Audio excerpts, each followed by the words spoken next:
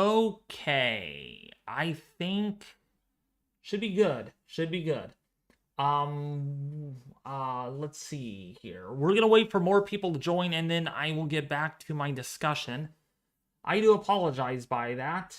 Sometimes YouTube's streaming services are not the best. So we're gonna try this all over again to hopefully that it works. So we're gonna wait for more for people to join, and then we will resume talking.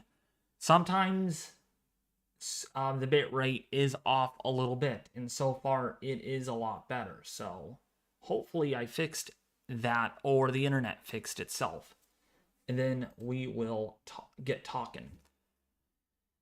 So I want to make sure you all could hear me loud and clear, and then I'll get talking. Finishing off where I left off. Sorry, Ronald, about that. The bitrate, Streamlabs, la can give me trouble sometimes. All right, so we're going to get started here since we have like 25 people watching.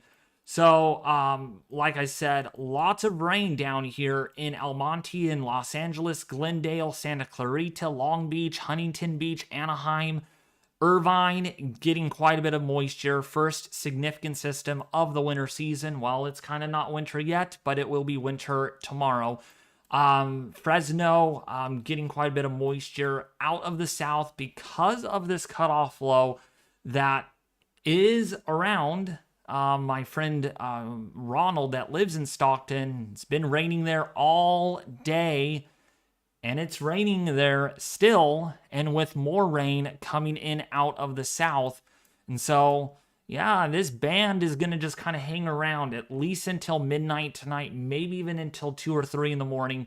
And then after that, it looks like things will dry out for a few or for many days to come before we really change the pattern out again by late December into, say, January.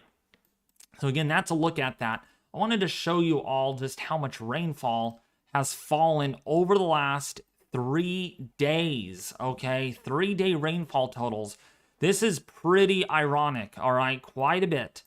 Some of these areas in the higher elevations, like Paradise, almost 7 inches of rain has fallen. Some of the higher elevations here of the Sierras, 5.5 inches. 5.5, Red Bluff getting 2 inches. Chico, 1 3/4. Yuba City getting almost 2 inches. Sacramento landing in almost at 3 inches because of thunderstorms yesterday and more rainfall that has accumulated. And then if we go further south, 3 to almost 4 inches have fallen in the last few days. So this is just telling us just how much water, has accumulated from an atmospheric river event.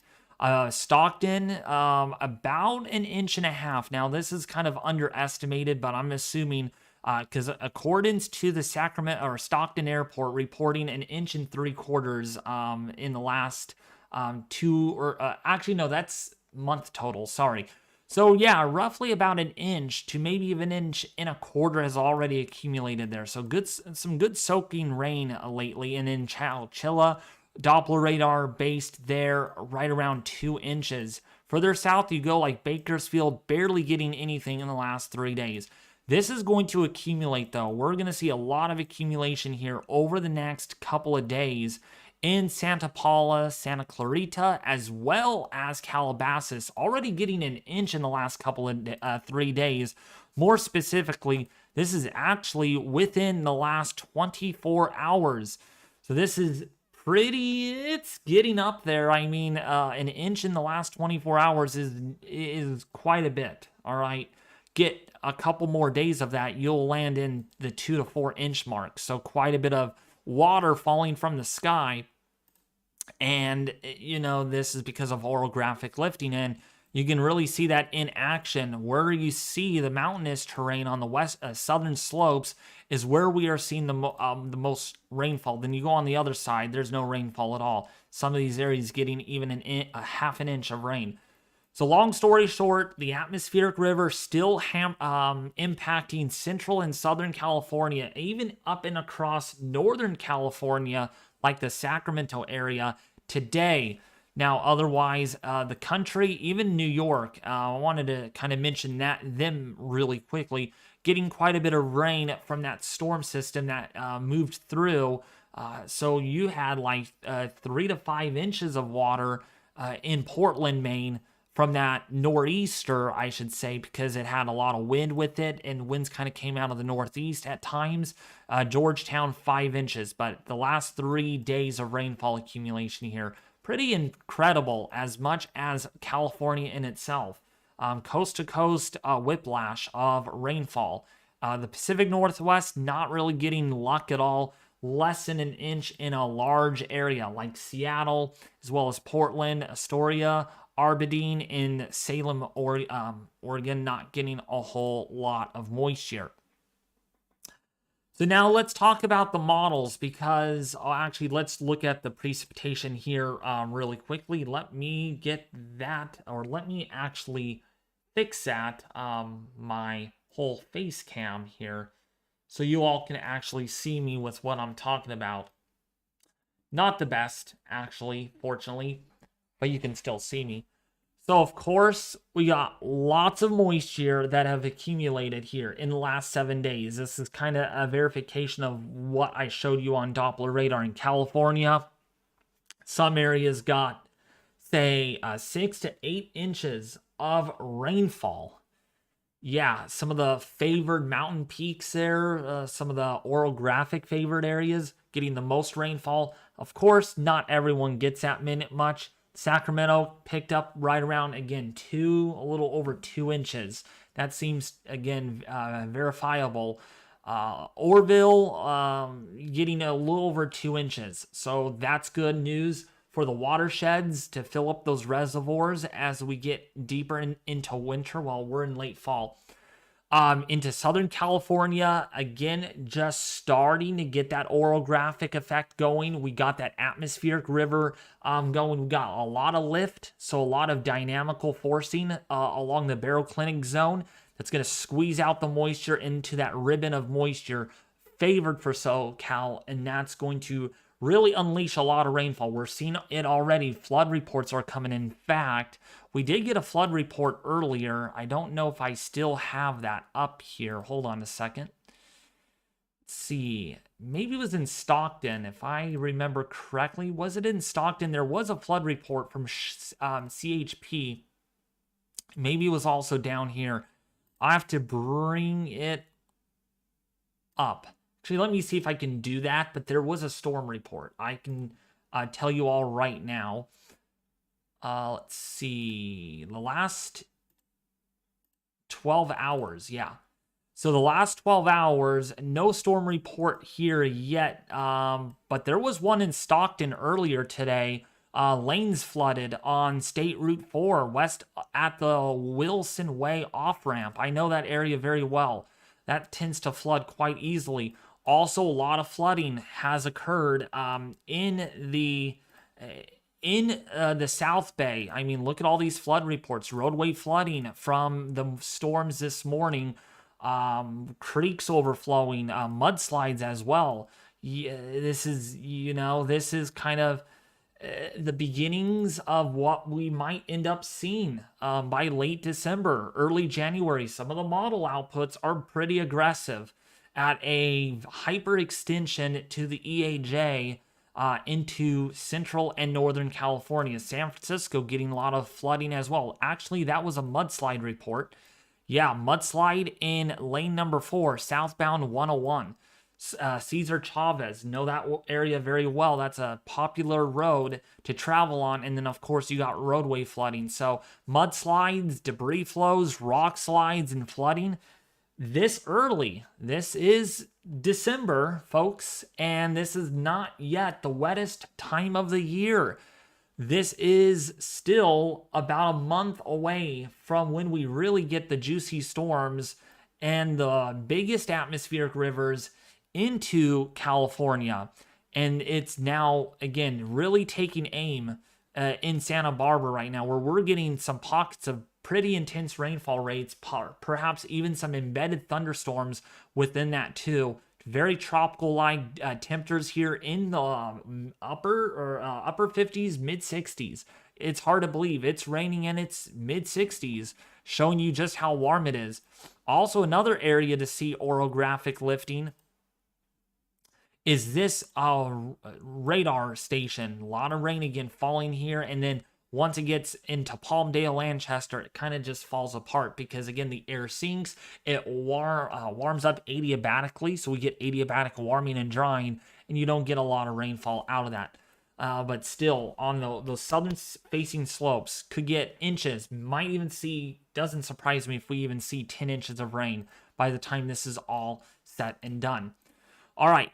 The one thing that this pattern has really favored is really warm temperatures across California and also across the northern tier, in contrast to last year where it was pretty cold across the western half of the U.S. We were here loving it. We were like, man, I love that. We love this weather. It's cold.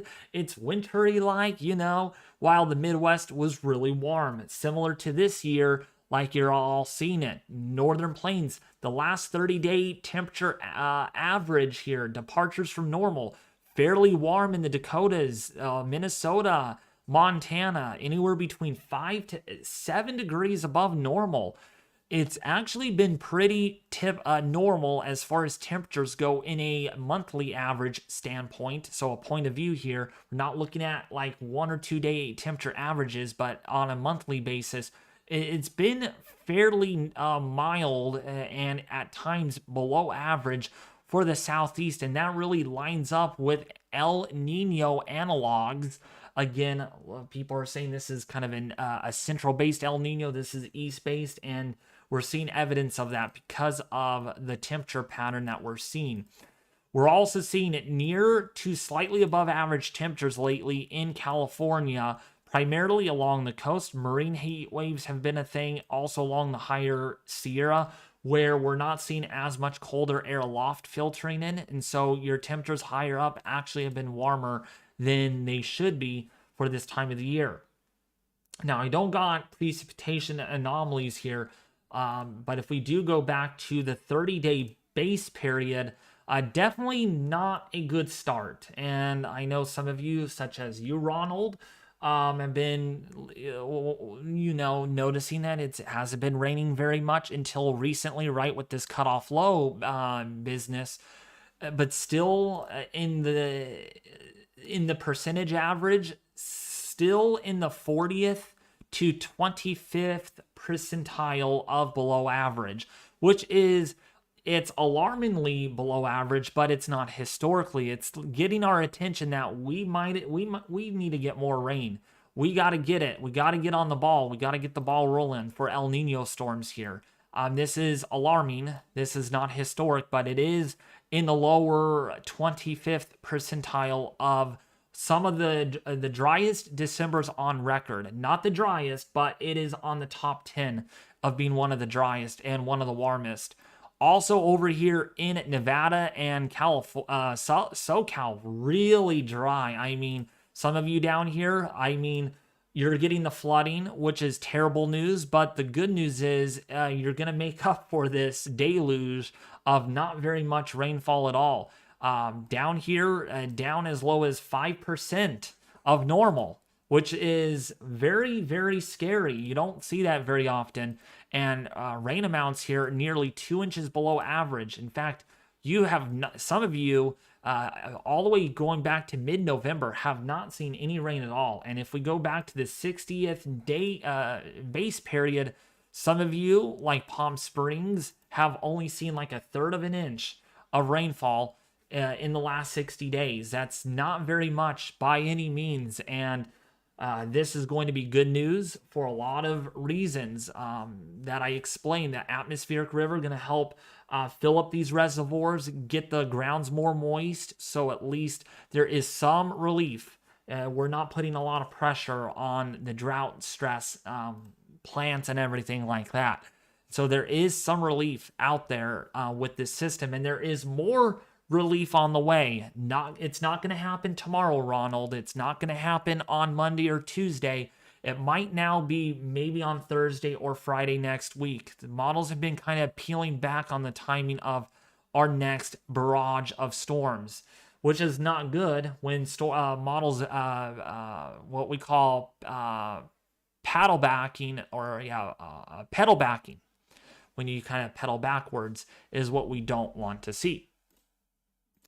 So, as far as countrywide averages go, in the last 60 days, some areas have been wetter than others. And unfortunately, still, even so you've gotten recent rains, in the last 60 days, it has been pretty dry still in the percentage range of things over Mississippi, Alabama, Georgia, and Tennessee. My hearts are with you all down there near Memphis, the central southern portion of Tennessee with those tornadoes. You guys got a good decent amount of rain out of that, though. That's the bright side of things, but still, when we kind of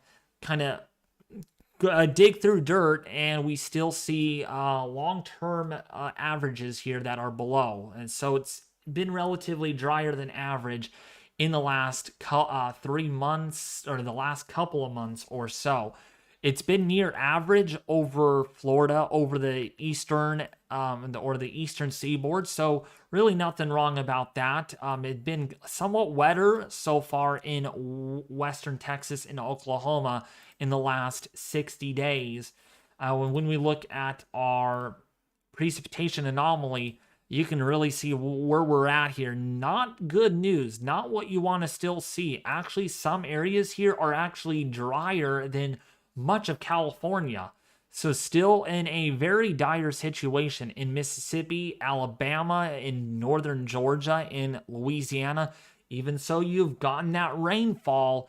The averages do make sense, and you're still behind schedule. I'm hoping by the time we go into January, at least, we're going to really get storms. We're going to, or actually late December into January, things here in the desert south, or the deep south, I should say, will get more wetter. It's been extraordinarily wet for Florida because of that system that happened nearly a week ago that dumped just a mouthful of rainfall. In fact, over 20 inches have fallen in Florida.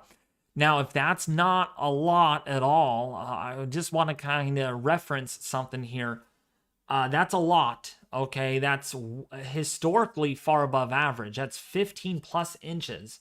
And when we look at the percentages of kind of the percent of normal here, right up in there in the 300% tile. So that's pretty high. And so you really don't need much in the way of rainfall for a little while now, because you've gotten a lot of it now. And so grounds need to dry, and then maybe you'll get more soon rather than later. But I wanted to show you the last 180 days. This is pretty phenomenal. It's rained quite a bit in portions, actually in the last 365 days, I should say. Why is this important? Actually, we do not have the amounts up. Darn it. We can't show you the amounts, but there was some word down there in Delray Beach. I think it was Delray Beach or Miami, Florida. Over 115 inches of rainfall has fallen since January 1st. The wettest city in the United States, potentially, and the wettest ever on record for that area. So if you guys been complaining about how dry it's been, well, look at the yearly basis. Been pretty good, if you ask me, right? If you ask me that question, how has it been in Delray Beach as far as rainfall accumulations? I think it's been downright good. Nothing to complain about that at all, especially when you look at the last 6 months here. 70 inches in portions there of Florida. Okay, and that's a lot of rainfall. Man, I wish we could get that, Ronald, huh? Boy, wouldn't you be happy if we got like 70 inches of rainfall in a winter season in Stockton?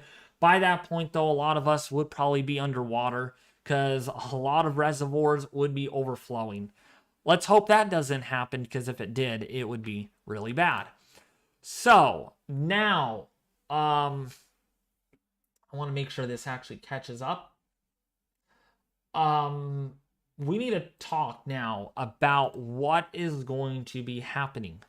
All right, first looking at the Pacific, and then we're going to be dialing deep into the United States in time for Christmas. And this is not just your Christmas forecast, but we really need to keep an eye on what's going to go on in the Pacific, because there are big changes coming. All right, and this has been advertised by Ronald Martinez, by the way.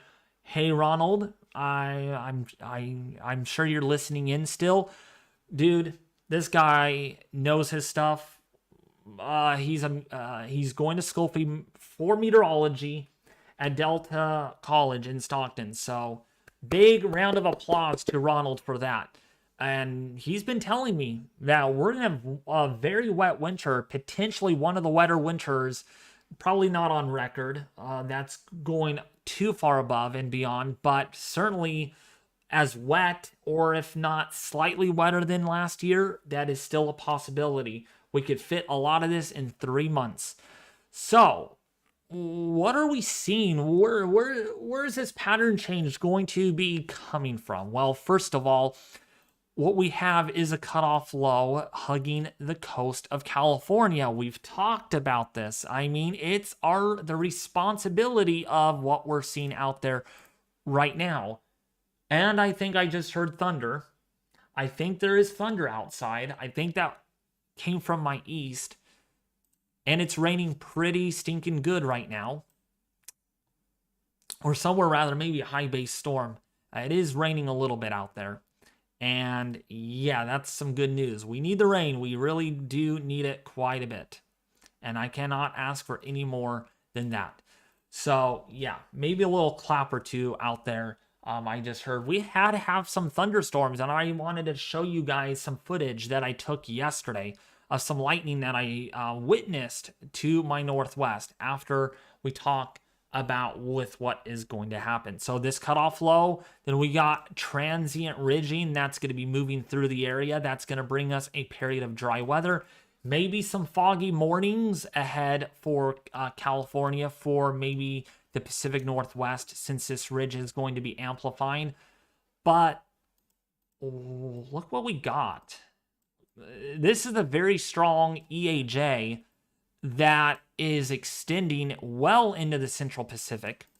And then going forward, this gets very amplified. Okay, you can really get an idea this jet that we have in place north of Hawaii, as well as in the Pacific Northeast, got some very enhanced flow that is in place. And this is going to bring our next round of very significant storm, atmospheric rivers, potentially. So we'll be looking at the models here in a second, closer in on what could be on the deck of cards next week. Next, primarily probably on Thursday through Saturday, could be very significant. Probably a flood event for Northern California. Yeah, I don't say that very often, but the amount of rainfall we could be seeing could allow that to happen. So this is Tuesday next week, Christmas Day, and then a couple of days after Christmas. I mean, look, this is picture perfect. I mean, you don't get much better than that. Very good pattern here with the EAJ really extending well into California, into the Pacific Northwest, and that is because we have the Christ child, the boy, we call it El Nino, that is working its muscles on the atmosphere, and that allows California to get some wetter and warmer storms. And what that just means for the Midwest, you might be asking? Not so cold. Gonna be a warm one for a while. Really mild weather because of this pattern that's gonna be in place. And we can see this very amplified flow well into California here by the 1st of January, and then possibly more storms beyond that. So we're getting into that period now where we have some big storms to contend with. Also, not to mention, the GFS has been trying to sniff out something pretty significant down here towards the end of the forecast. But of course, this is very far out in time, and you all are probably looking at me like, oh my gosh, David's being serious on this. Now, I'm not trying to be serious. What I'm trying to emphasize here is this is far out. That would be an extraordinary system for the Deep South. There would be a lot of moisture, pretty good amount of atmospheric river moisture. I mean, yeah, you're getting PWatts downright in the 2.6 category. Actually, wait, is that 2.6?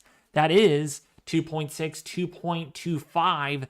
That is very significant by a lot of measures that you don't see very often. And when we look at just how substantial this is, look at the amount of water that could be advected northward. I mean, if this comes to pass on the GFS for the Northeast, this would be, for one thing, would be a very wet system by a historical standpoint. And it would be a very warm system. It would not be cold at all because you would be advecting a lot of moisture northward. By the way, that is 450% of normal in terms of PWatt values. The amount of moisture advecting northward there.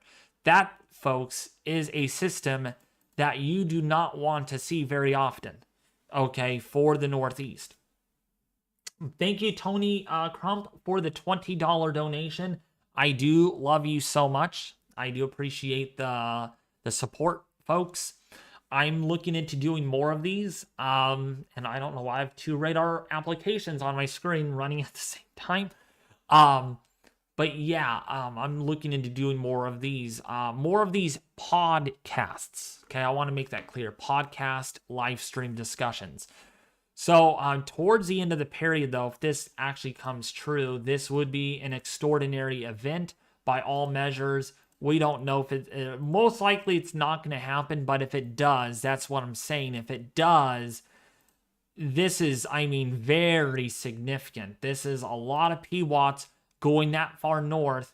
And when we see that happening, we get a lot of rainfall, a lot of water-loaded storms. Even for Florida down here, could get quite a bit of rainfall if this storm system actually shapes up. And it's not just at the surface. If we look at the 500 millibar chart, yeah, that's a system. That is a very strong system on the GFS. But again, Fantasyland, I'll repeat that again.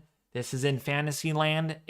I bet you a lot it's not going to end up happening because it's way too far out in time on the models. But I want to be clear here. We can get some pretty intense southern riders in the Deep South and the Southeast during El Nino events, and they can bring quite a bit of rainfall. Some of these storms could contain enough rain to dump at least 3 to 6 inches in the Southeast. In some of the favored areas, could even see 8 inches at times, and 10 inches if that comes to worse.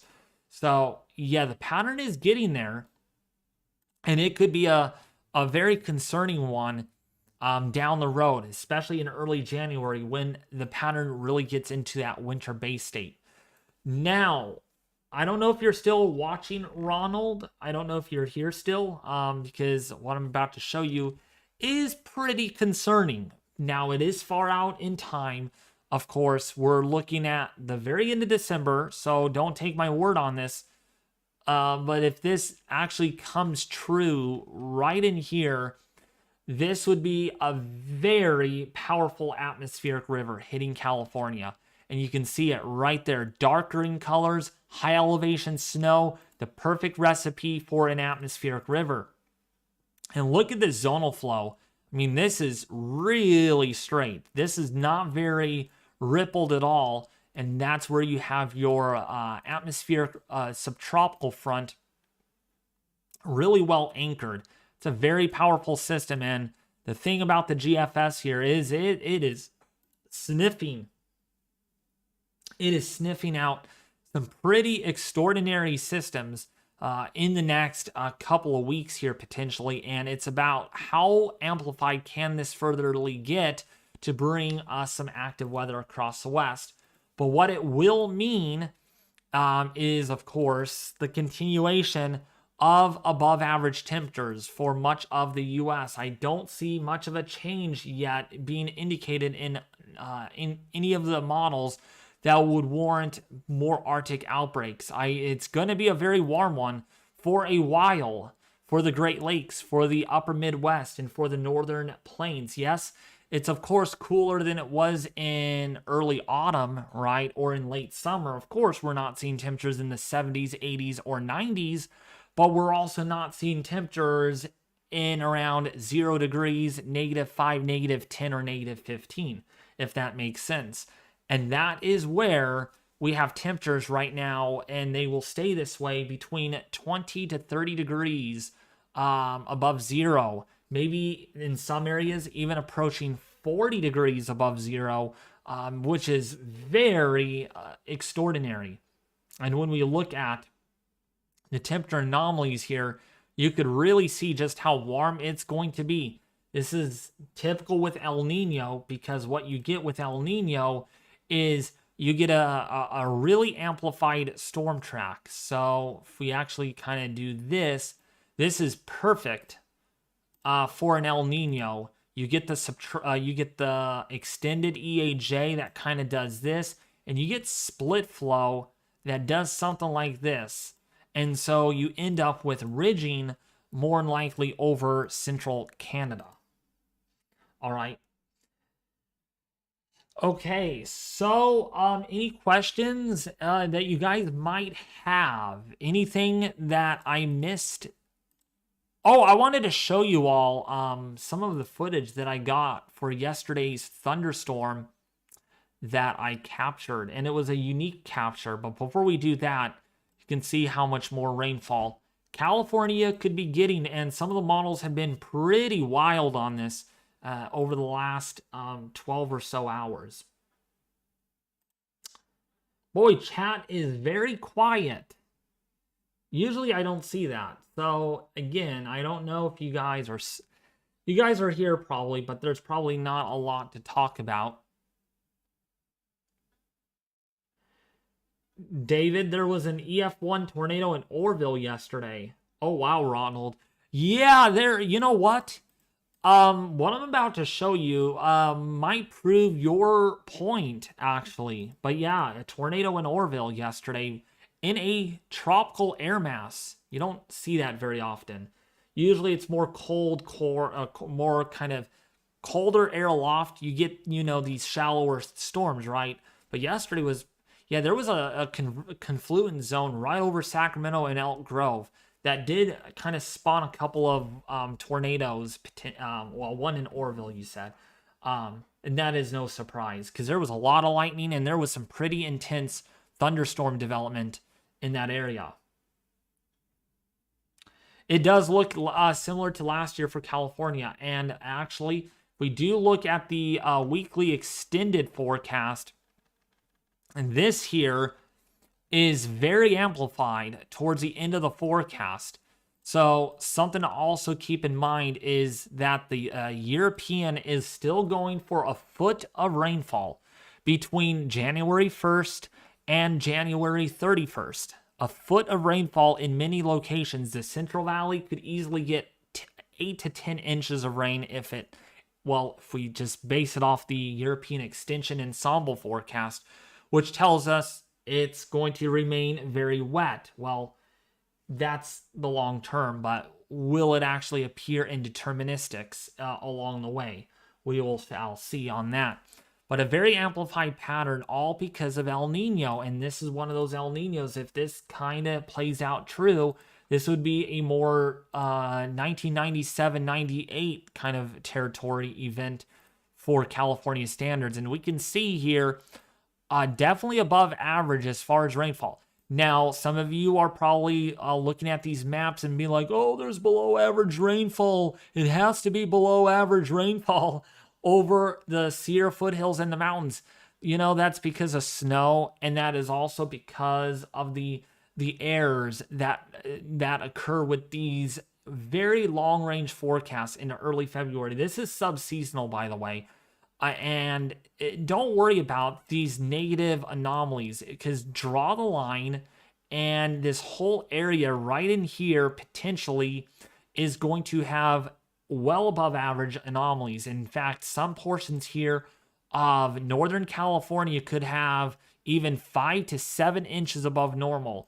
Yesterday's run was going more bullish, going even 8 inches above normal. That would be extraordinary. If that actually pans out, we shall see and wait. But definitely a wet one, Ronald. Going forward. Now, any windstorms on its way to Northern California next year, like last March?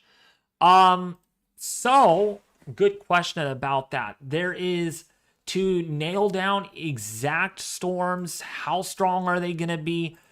I mean, it's hard to predict that when these individual systems, first of all, because again, we're going to have some Rossby wave breakouts. Okay, so what we get is we get a low pressure system that bombs out on the exit region of the EAJ. Where that system kind of rapidly develops and how close it gets to California, because it's very rare, by the way, for systems to hit California directly with low pressure systems. For an example, March 21st last year, okay, that was historic, okay? I don't think we're going to see anything like that this year. I mean, getting pressures down to 978 millibars, 979, which is 28.9 inches in mercury. We all remember that. I don't think we're going to see anything like that this year. I don't think so. Now, I could be wrong, but you don't see events like that hitting California head on. More of the systems, if they bomb out, they tend to get diverted like this into the Oregon and Washington. Might even get a track kind of aiming like this into Northern California, the tip. But do you seldom get tracks of these bombing cyclones that go right into the Bay Area or into Central California? If that does happen this year, that would be more than likely, if it's strong enough, it would, one, generate a lot of rainfall, and two, it would generate more damaging winds, similar to the 21st of March storm. January 7th was also very significant. A lot of you remember that one. And also New Year's Eve, the 31st of December, was very significant too. We had some big windstorms, one in late December, but a couple in January, and especially a couple in March. Actually, March was probably the stormiest month out of the entire winter when you combine wind and rainfall in a relative average sense of things. And to put it in simple terms, if you had what you had in March to come true in January, we could have very well ended up with over a foot of rainfall in Sacramento in a monthly a monthly output. But fortunately, that didn't happen because our storm sequence ended on the 26th of January. No, wait. 26th? 20... No, wait. Something like that, the 20th. I think it was like the 20th. See, there were so many storms that go through my head, but you get the idea, okay? So we're probably going to see another storm sequence beginning here probably in late December. So now back to your question, Zoltan, Ernest. So about any big windstorms coming to California or Northern California, right now the pattern favors a lot of Rossby wave breakoffs, okay, that approach.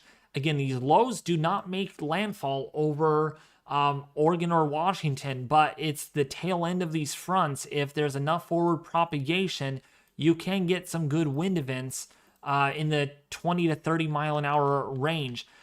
Are we going to see wind events that we saw in early January of last year, where we got 50 to 65 mile an hour wind gusts out of those storms?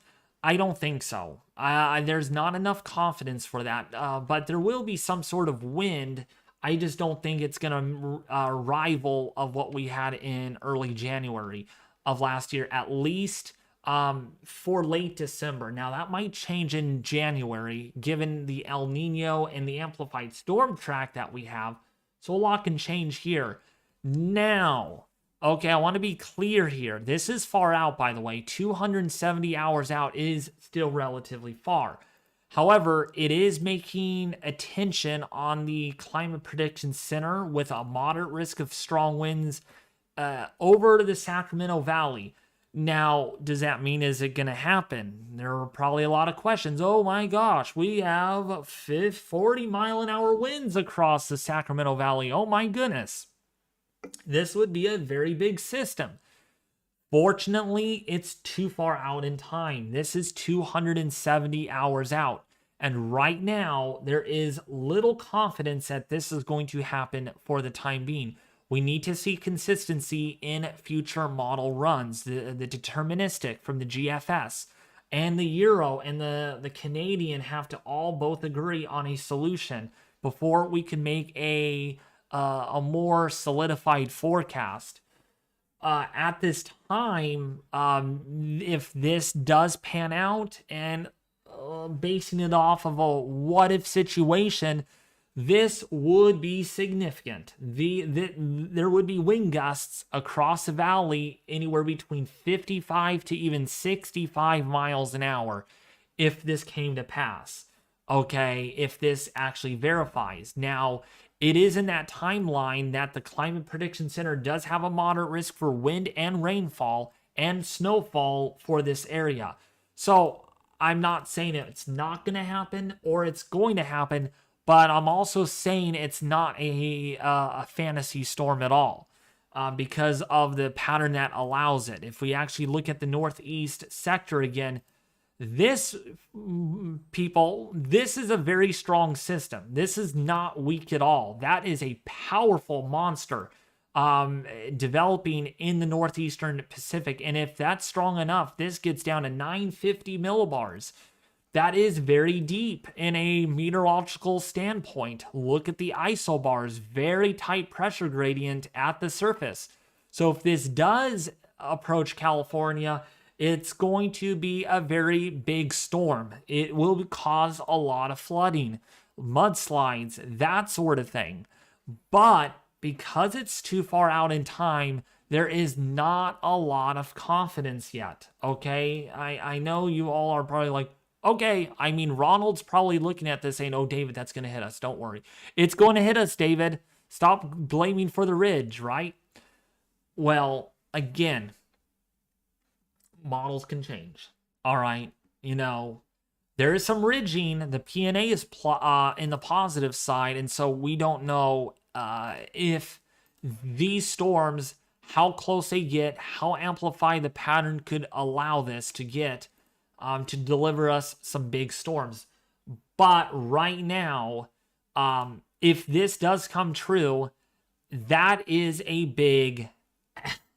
That's a monster. That's a big atmospheric river. Not just because of the PWAP values, but look at how much wind energy is associated with this. That is 58 to even 62 knot winds in the 925 millibar layer. And if we look at 850 millibar layer, that is some very strong, powerful winds hitting California. 700 millibar winds too. Very, very intense. And so the conditions, if this pans out, are favoring a very windy storm, and for sure a very big soaker, enough to cause a lot of flooding, and probably enough to test some of the small rivers and streams as well, if this actually comes out to being true.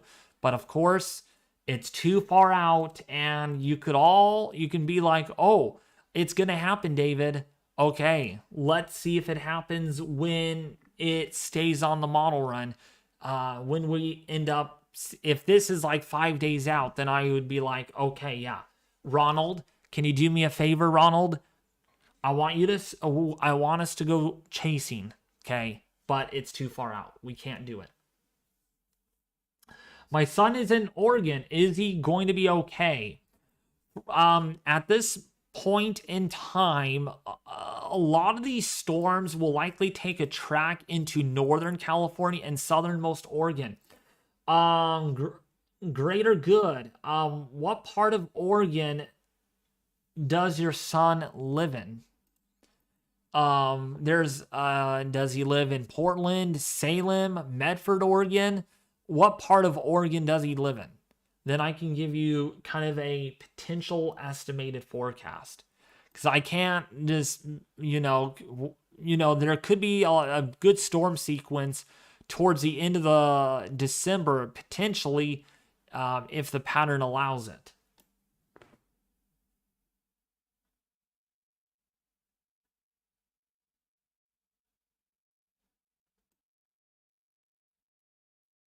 But yeah, Oregon, your son in Oregon has had a lot of rainfall.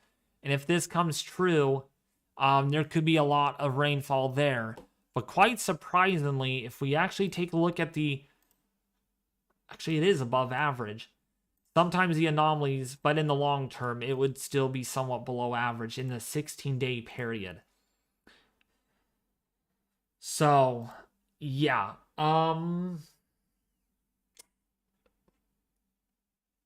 I wanted to show you all my lightning video that I took yesterday looking at Sacramento, looking northwest. And this is actually a lightning storm that took place there. You need to keep your eyes wide open because there is lightning that does appear here. And this is showing you just how unstable and warm and moist the atmosphere was yesterday.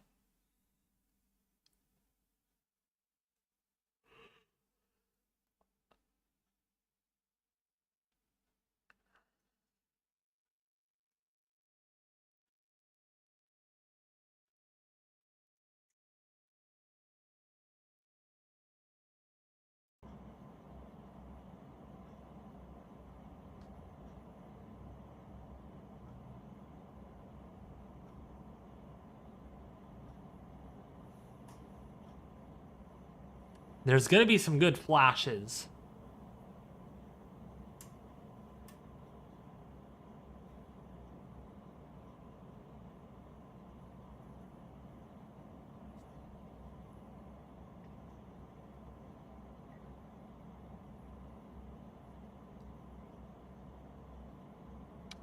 Is the Salton Sea getting any fresh water? I'll have to look at that area in a second. After this video is done playing. But yeah, this was yesterday. Nice good thunderstorm that developed to our northwest, and there was actually a lot of lightning. Quite a bit of lightning that did take place.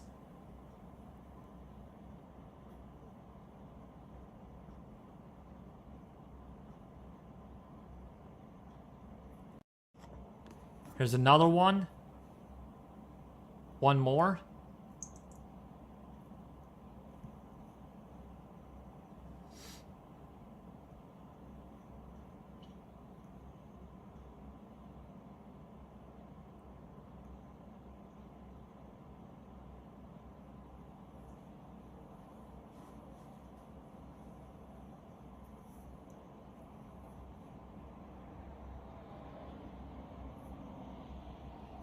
What's up, Rare Breed? How are you doing? Wanted to show you guys that really quickly. Hey,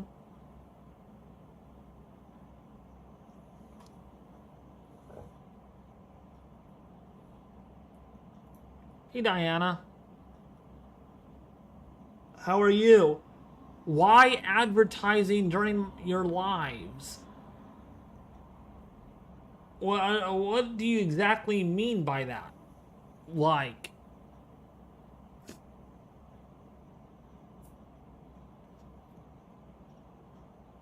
there is more lightning that does pop up.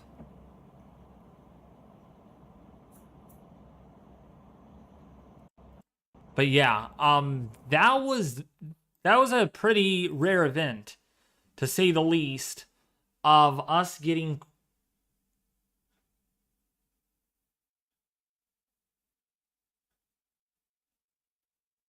why advertise?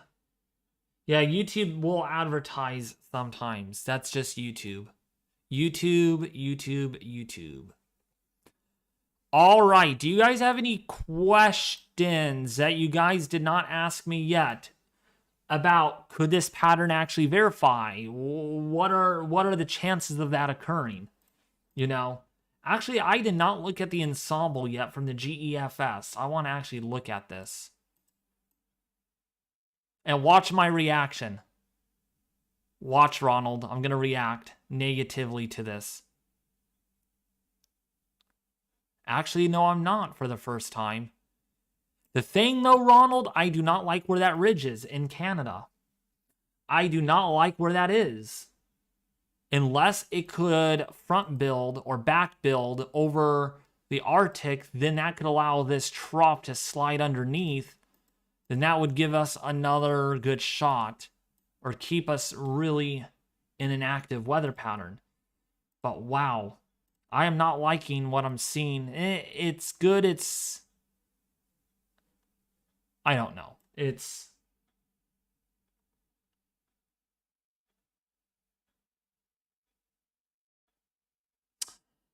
January 1995 was historically wet. Are you sure about that, Michael? Because I could actually dig into data. Yep, you guys get to see on what I do here. So you're referring, let's go to 1980 to 2023 for Sacramento.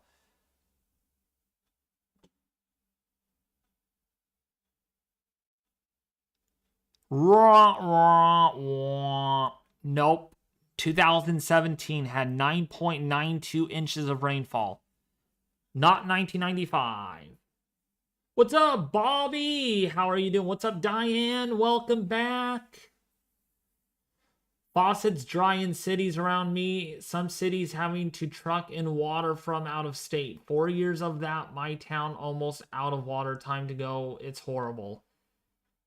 I actually need to look at, wow, the drought situation there. I am aware of the drought in the deep south, but it must be getting really bad again for sure. It's not very bad in Oklahoma, though. Not as bad as it is in Mississippi and Louisiana. I mean, in Oklahoma, I mean, depending on what part of Oklahoma you're in, that will mean a whole different story. The drought is not as bad as it was last year. Look at last year. Look how bad it was nearly at this time last year. It was pretty significant. And now it's not as bad.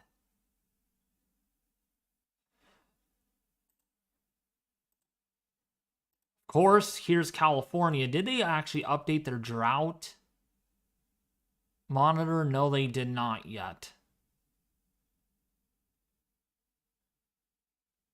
This was last year at this time. That to that.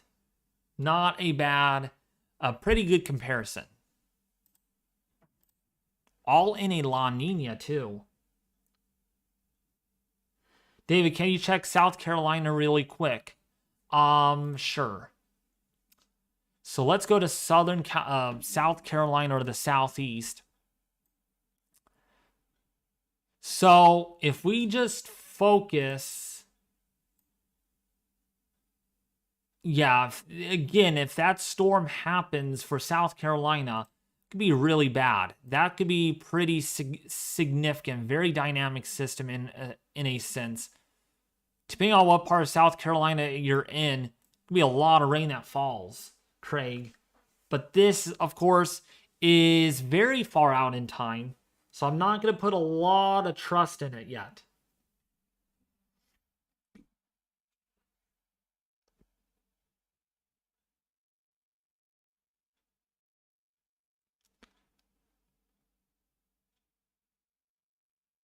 Okay, so you are in that little smidge of maroon. So you're in that red area. I'm guessing you're in this red area. That's unfortunate. That is so unfortunate.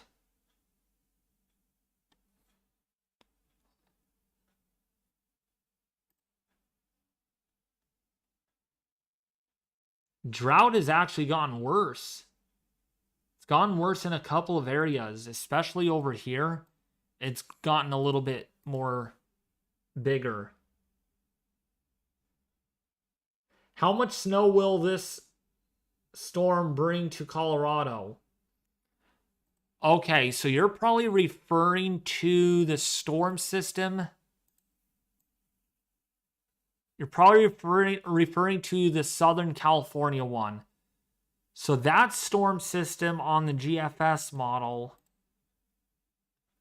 some of the higher peaks. So some of the higher peaks, I'm actually going to look at the national blend of models. That's probably the more accurate way to look at things. So let me see if yeah, Rockies, here we go. So for the higher elevations, through Monday next week, could get 1 to 2 feet of snowfall. Most of the valley locations may only pick up maybe about a couple of inches, but the mountainous terrain, the highest peaks, again, will tend to get the most snow. Therefore, you could see well over a foot.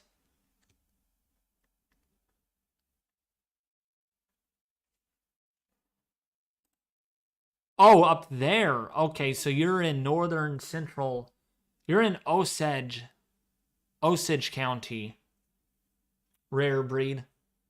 That is so and wouldn't that just is kind of unluckiness right there. Like, why do I have to be in this little smidge of red?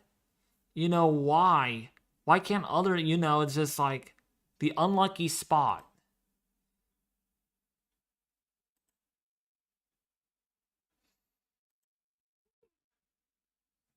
That is not good, though. I really hope that the drought there gets a lot better.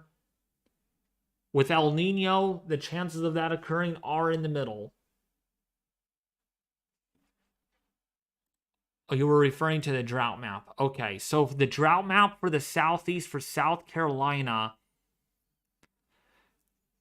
it is a little better than it was last week, but still, it is not any, it hasn't improved very much. Up here in the northwestern state, severe drought does persist. Even along the coast, there's a moderate drought.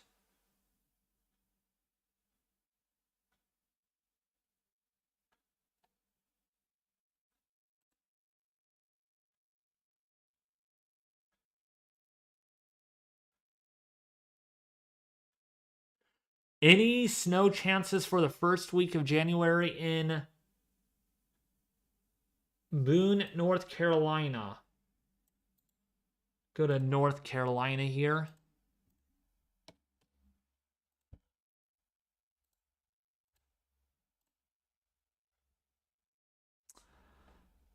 So that is right on the Appalachians. Snow lover's dream there.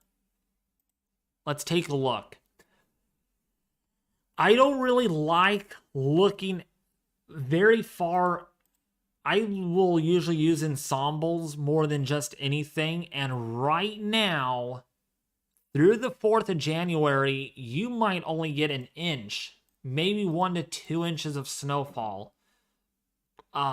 It's going to be warm, and that's one of the reasons why you are not going to see a whole lot of snow in the first place. Gonna cool down, though. And so, again, too far out yet in time because, again, there's a lot of uncertainty, and I'm not doing this just to be stupid, but ensembles are better to look at in the long term than looking at the short term, of course, because it's kind of a solution of what might end up happening. But yeah, as far as snow goes, not a whole lot. Okay, not a whole lot through the 4th of January, which is not quite the first full week yet. Thanks, David. Another shot of rain will fix that, I hope. Yeah, well, if that system pans out, Craig, it could be significant. You can get quite a bit of rainfall, for sure. Oh, by the way, Craig, how did you hold up with the last storm that went through? The one on Sunday into Monday. How was that? Did you guys get a lot of wind? Like, how did it all pan out?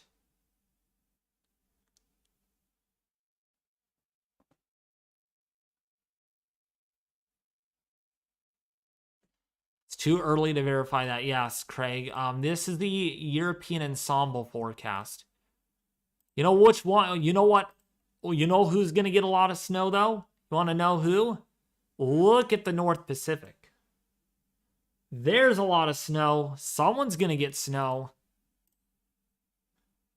And that's a lot. Possibly. That is in. Oh my goodness, that's in inches. Gosh, look at British Columbia along here. 220 inches on the ensemble forecast. Hey, Christian Smith, how are you doing?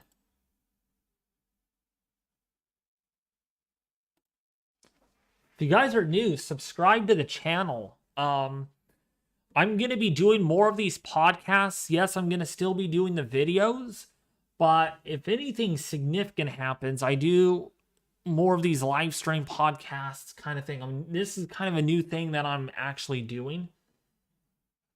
Because I do feel bad that I'm not live as much as other people on YouTube are. I just feel guilty about it.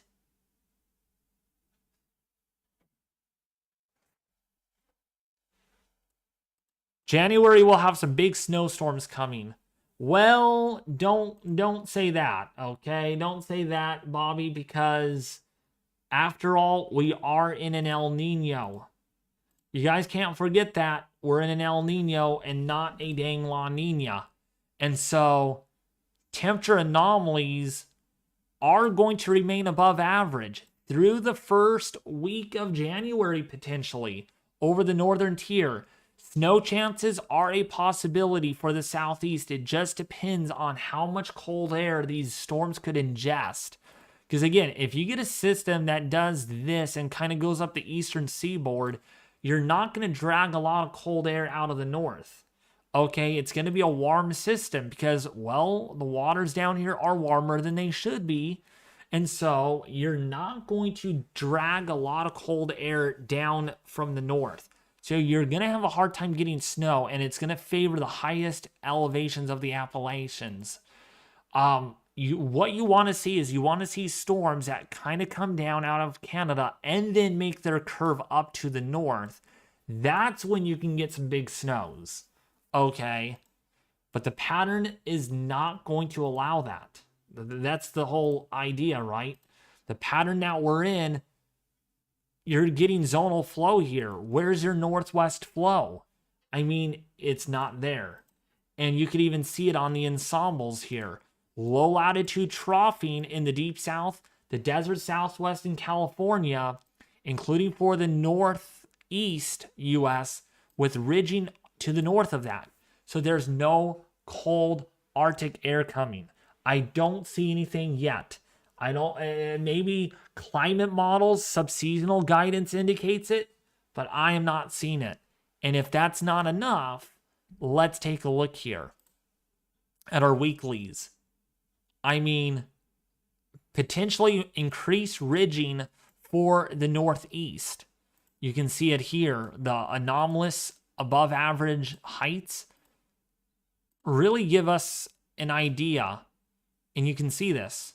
More ridging, more troughing. What does that mean, you might ask? Well, it means your flow is going to be doing, well, it's going to be doing more of this. So you're going to get more zonal flow and more low latitude cyclones that are going to keep these areas warm. And if we go to 7-day average temperatures, I mean, Canada could be...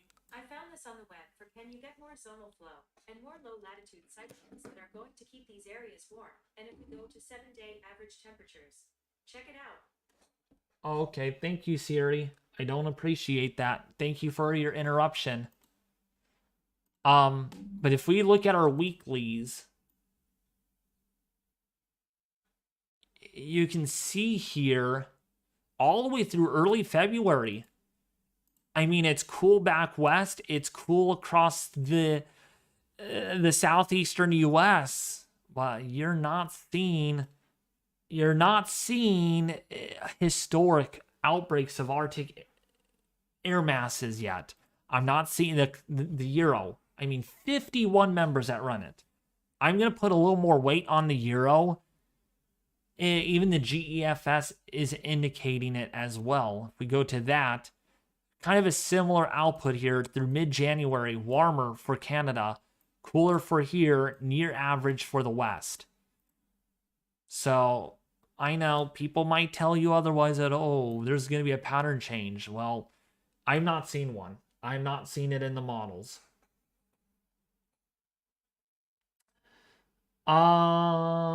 David, last time California deal with back-to-back wet season was from 2009 to 2011, 2004, 2006 also. Really? Let me see that. There was some really wet seasons on here, though. Michael, go to the National Weather Service, go to local, and then you can look at rainfall, past rainfall, and you can go back all the way to 1915 on this. And that's how I kind of looked at analogs. And right now, we're off to a slow start. I'm telling you right now, really slow start compared to the 2015. We were looking better in November then. December, not so much.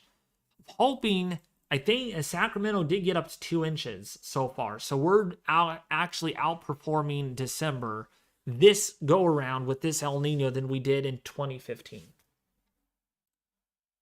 Okay. Let me catch up with all the questions. It was just a wet, windy storm, no flooding. Okay, that's good. That's good. So nothing too significant there. I got a lot of wind, but I didn't lose power. Interesting. You're in Maryland. Okay. I thought you would lose power, cheesy weather. That was a strong system for your area. January will have a big snowstorm coming. All right, Bobby. If you say so. I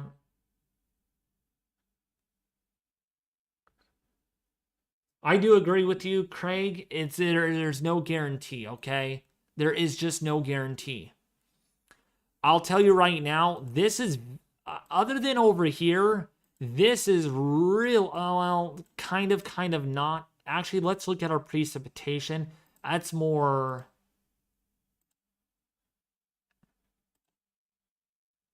This is very El Nino-like, right over here. Really wet here, wet all throughout in here. Yeah, this is very El Nino-like. And so, yeah, that tells you a lot. That tells you a lot. That this, and you know, you got to look at it on the bright side, okay? This winter is not going to be exceptionally cold. You're not going to get big snowstorms. Some of you snow lovers, oh, I want to get snow. I want to get snow so bad. Well, I'm sorry. Sometimes it does not occur. Look at California. sometimes we have 2 winters in a row that we barely get any rainfall, right? But there are times where we get a lot of rainfall, like we had last winter. Don't worry, it's not going to probably happen this winter, folks, okay? But I promise you, next winter is going to be a La Nina. A La Nina, which will likely guarantee more snowstorms. What's up, ban everything? How are you doing? Twitter allowed me back. I saw you and followed. Still learning to use it. Yeah, Twitter, they have changed Twitter around a little bit.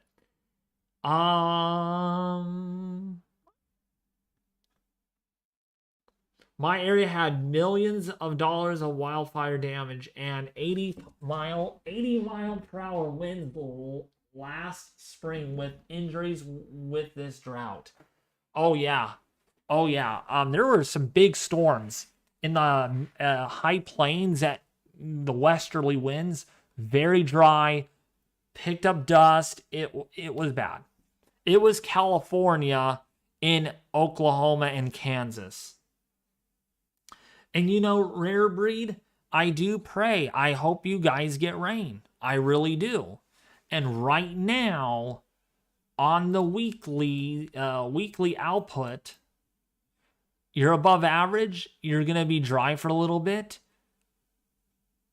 Actually, you are looking near average in the long term. I'm not seeing below average for your area.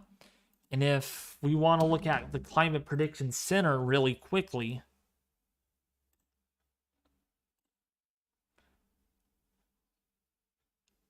in the short term, it is dry, but at least in the long term, it turns a little. Actually, it's still kind of dry. The odds are still there.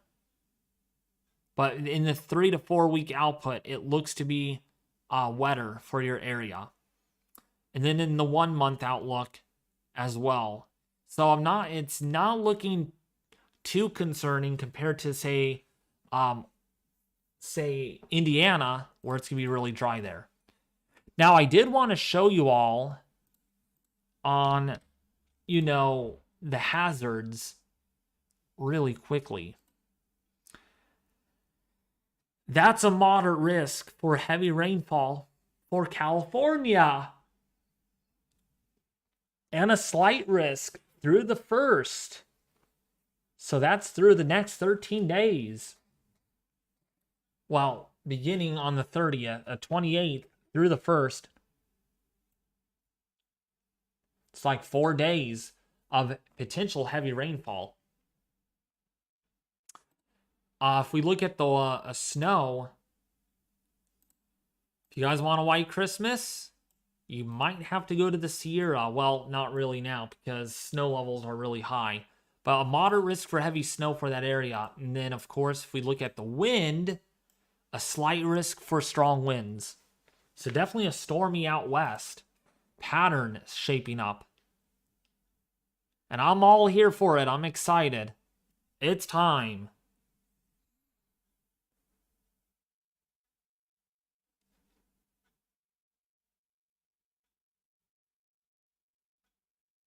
Our grids can handle 60 mile per hour winds, but not 70 plus. I don't think anything could handle 70 plus mile an hour winds. Nothing can. Our power grid was damaged by 2 hurricanes in 2020. Now if thunderstorms come, power may go off for hours. I built a solar power system for a tiny air conditioner with the stimulus. Thank goodness. That's cool. Wait, you built a solar power system air conditioner? It's pretty cool, actually, ban everything. That's actually pretty cool. How long did it take you to build it?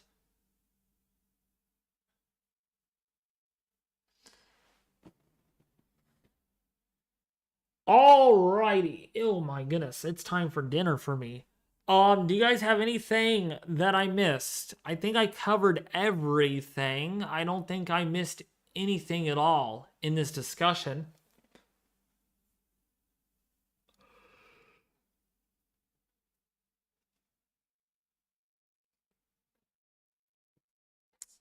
It is still raining, or it is kind of really starting to kind of shut down the moisture. Well, Ronald,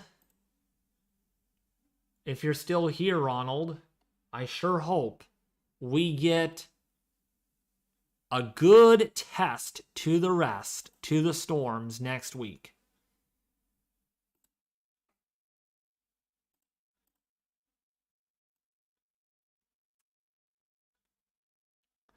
You know what? My goodness, I was planning to do this. There's not a lot of people watching.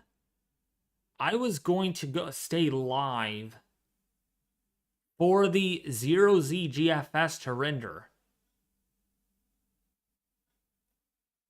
But I don't think I will, because that is another hour in 45 minutes. Another 2 hours.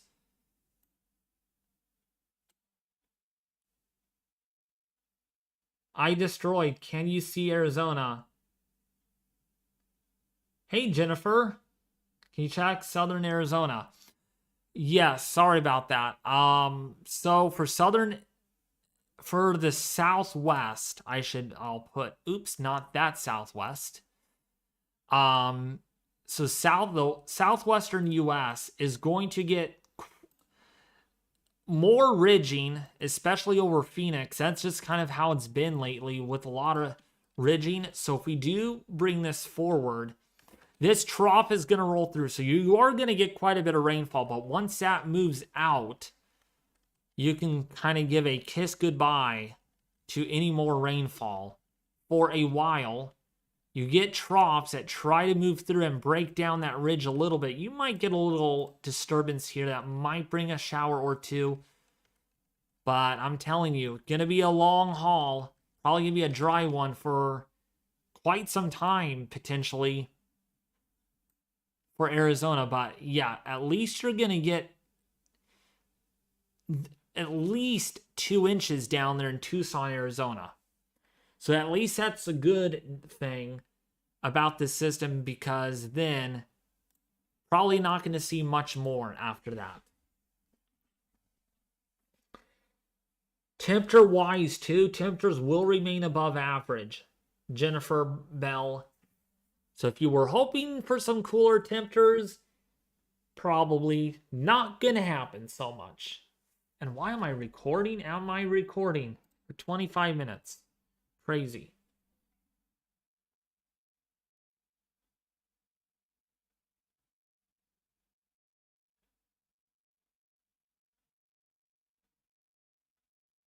What do you mean other meteorologists are seeing it, which are way more experienced than you?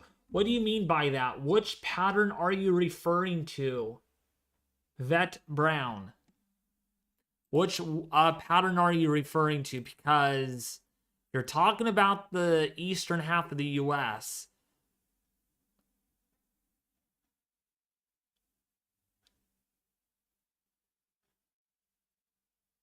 Oh, you're on TikTok, Cheesy Weather? I never knew you were on TikTok. Actually, let me go to TikTok and follow you on there. I think you're Cheesy Weather, right? You have to be Cheesy Weather.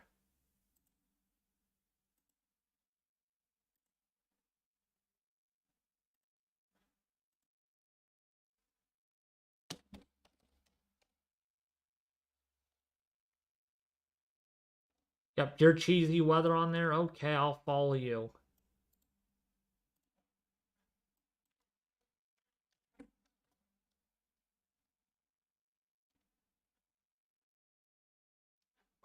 I actually cannot find you on... Oh my goodness. Why did that pop up? That was not supposed to happen. Yeah, I can't find you. You'll have to send me your TikTok. I'm not even on TikTok very much anymore. I'll be honest, I'm not ever on there. I've been getting a lot of notifications from people following me, though. I've been getting a lot of followers, which I'm surprised. Maybe I'll have to start TikTok back up then. People are begging me.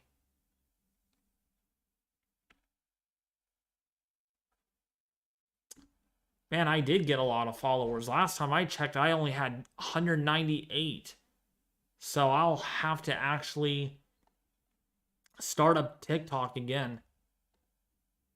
I keep on saying that, but doesn't mean I do. By the way, if you guys want to follow me on TikTok, it is Weather Schlot Dog 1995. Weather Schlot Dog 1995. There's a link in the description.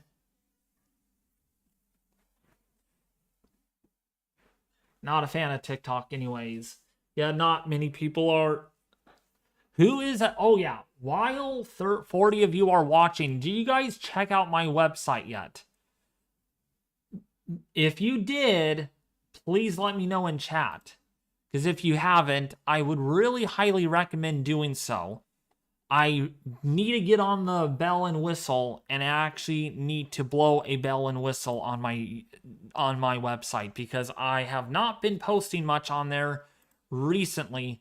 So if you guys want to check it out, I would really highly encourage you all to please do so. All right. Do I rarely say this? This was not free to set up. This was very, very expensive and everything. So if you guys want to check it out.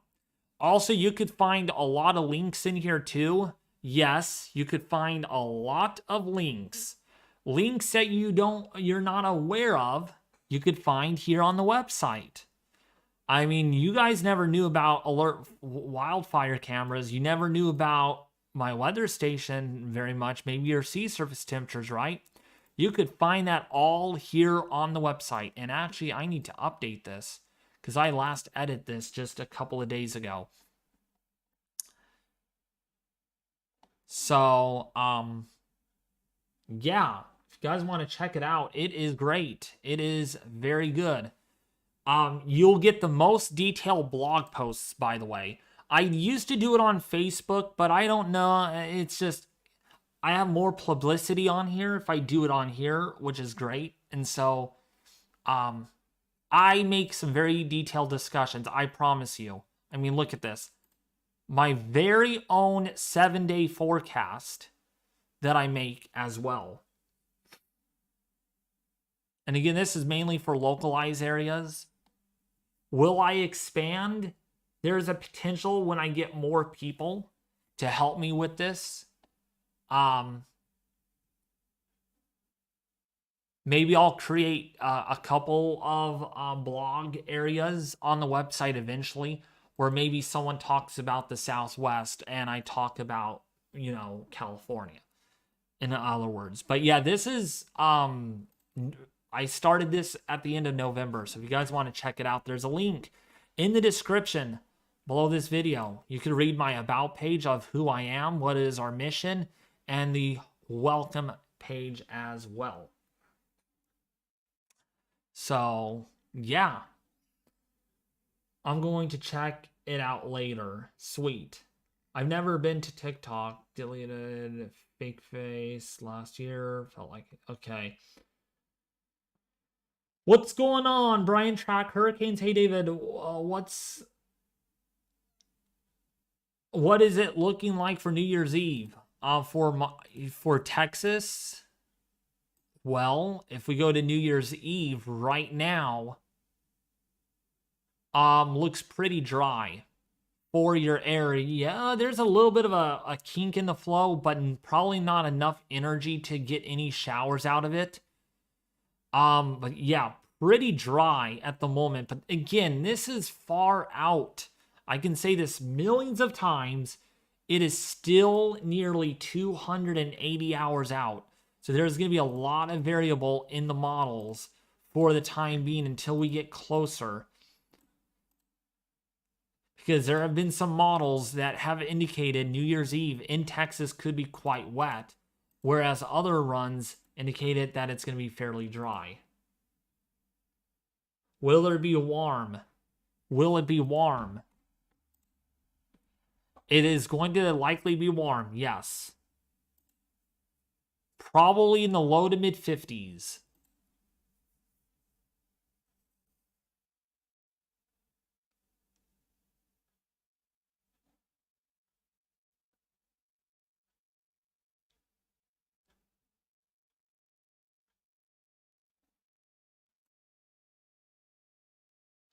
However, if the GFS comes true, though, rare breed, could be cold. This Arctic air mass coming in.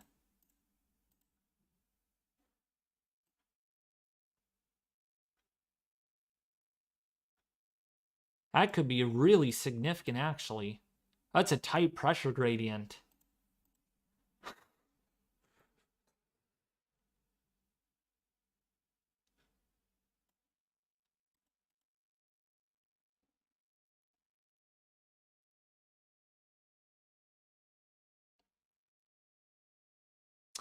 All right. Yeah. I think that's really all I have to say. It is getting to be my dinner time, and this podcast is unfortunately over. I am going to make a video tomorrow. That's what my plan is, to make a video, because yeah, the weather pattern does not stop here. We all know that. Just because it's quiet, it's gonna be active, especially for the west. And maybe for the east as well. You know, I'm just improvising. Ignore me for that, folks. Just ignore me.